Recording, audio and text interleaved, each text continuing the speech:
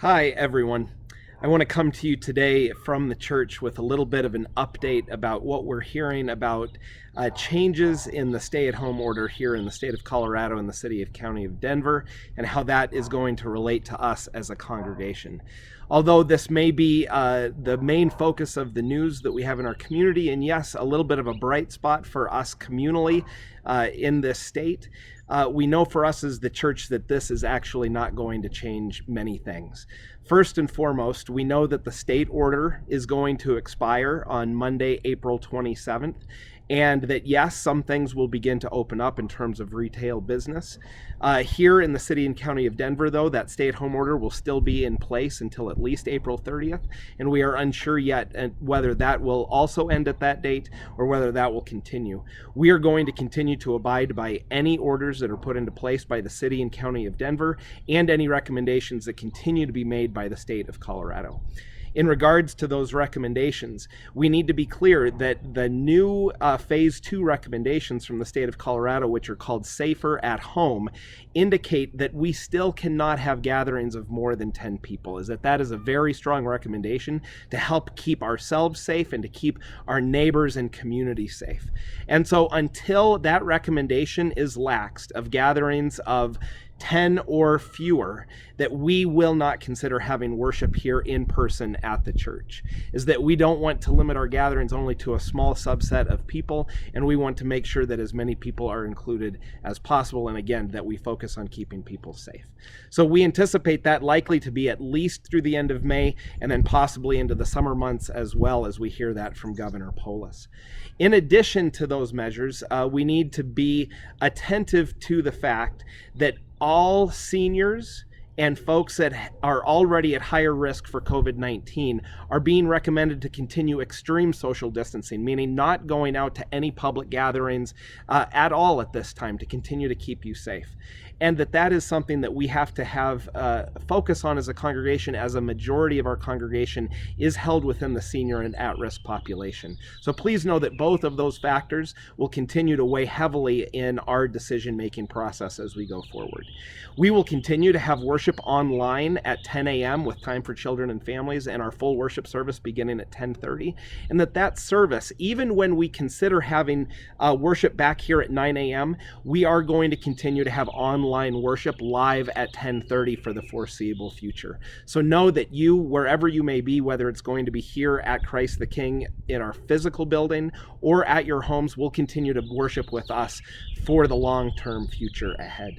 A few other considerations for us as a community.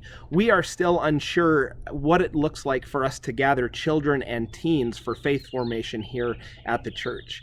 Schools remain closed under these new guidelines, and until we hear additional guidance from the state and the city and county of Denver, we are still not going to have Wednesday evening faith formation here at the church. Nor are we going to consider having day camp over the summer until we are advised that we can do so safely for the community.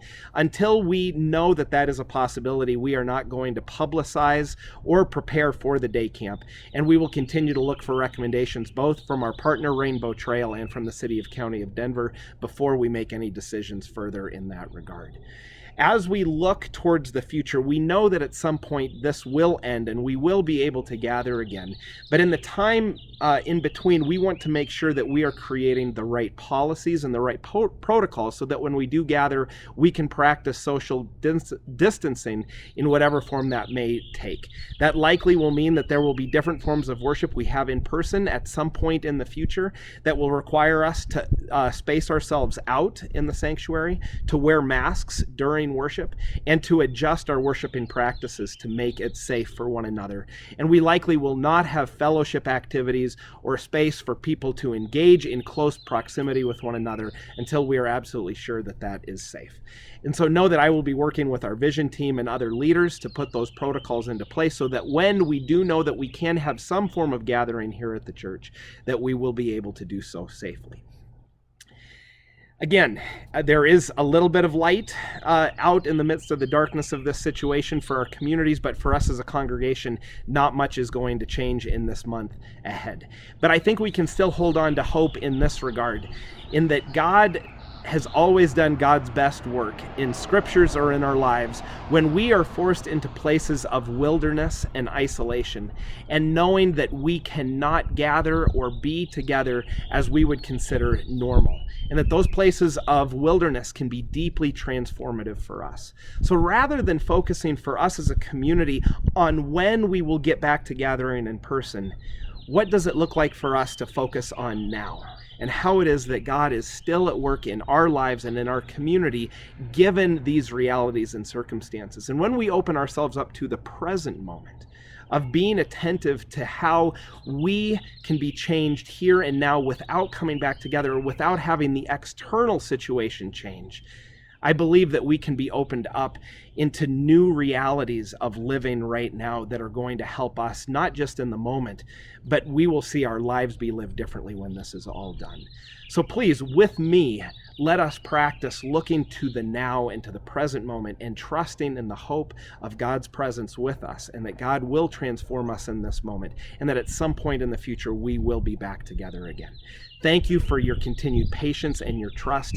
Continue to stay safe in these days, and know that you all are in my prayers, and that at some point in the future we will celebrate and be so excited to be able to come in the doors here again, to give each other hugs and to worship the God that we love. God's peace be with you.